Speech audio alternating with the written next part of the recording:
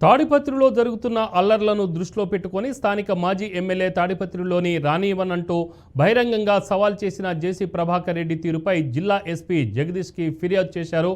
MLC Sivaramireddy, YSRCP నేతలు అనంత వెంకట్రామిరెడ్డి, శంకర్ నారాయణ, తలారి Rangayya, Kethireddy Peddareddy, corporator సాకే Chandrasekhar, JCS convener Sivareddy ఎస్పీని కలిశారు. ఇటీవల జరిగిన ఘటనల గురించి ఎస్పీకి వివరించారు.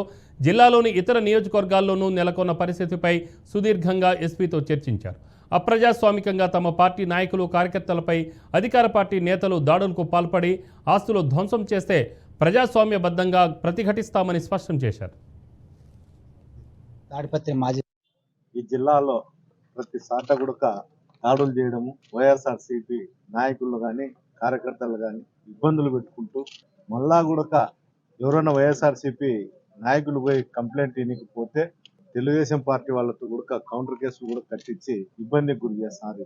ఈ విధంగా ప్రతి సాట గుడక నిన్న గుడక తాడిపత్రిలో గుడక వాళ్ళే గుడక మురళీప్రసాద్ రెడ్డి ఇంటి పైన దాడి చేసి అడ్డు రఫీ అనే అతని కూడా కొట్టి మళ్ళా గుడక వాళ్ళ మీదనే గుడక కేసులు పెట్టడం జరిగింది. ఈ విధంగా ప్రతి జిల్లాలో ప్రతి కాన్స్టిట్యున్సీ లో ఈ విధంగా జరుగుతుంటే ఇబ్బందికరమైన పరిస్థితి ఏర్పడింది. నన్నైతే ఏకంగా ఉన్న రాష్ట్రంలో దాదాపుగా 3 మాసాలు కావస్తుంది చంద్రబాబు నాయకత్వంలో తెలుగుదేశం పార్టీ కూటమి కూడా అధికారంలోకి వచ్చింది.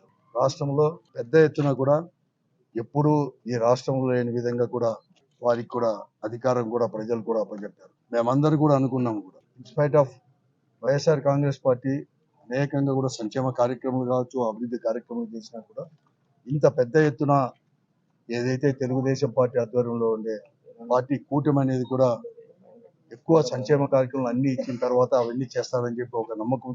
తాడిపత్రి మాజీ శాసనసభ్యులు పెద్దారెడ్డి గారు తన సొంత నియోజకవర్గం సొంత ఇంటికి వెళ్ళినప్పుడు ఈ తెలుగుదేశం పార్టీకి సంబంధించిన నాయకులు, కార్యకర్తలు ఎవరైతే ఉన్నారో వాళ్ళు దాడి చేయడం చాలా హేయమైనది. ప్రజాస్వామ్యానికి ఇది ఒక చెంపపెట్టు లాంటిది.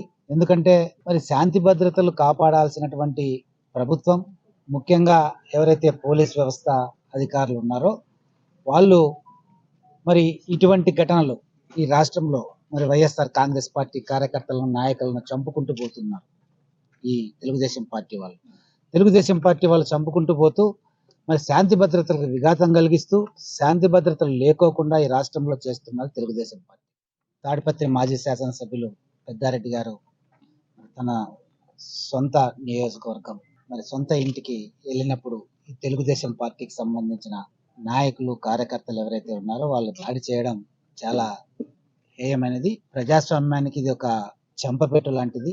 ఎందుకంటే శాంతి భద్రతలు కాపాడాల్సినటువంటి ప్రభుత్వం, ముఖ్యంగా ఎవరైతే పోలీస్ వ్యవస్థ అధికారులు ఉన్నారో వాళ్ళు ఇటువంటి ఘటనలు ఈ రాష్ట్రంలో వైఎస్ఆర్ కాంగ్రెస్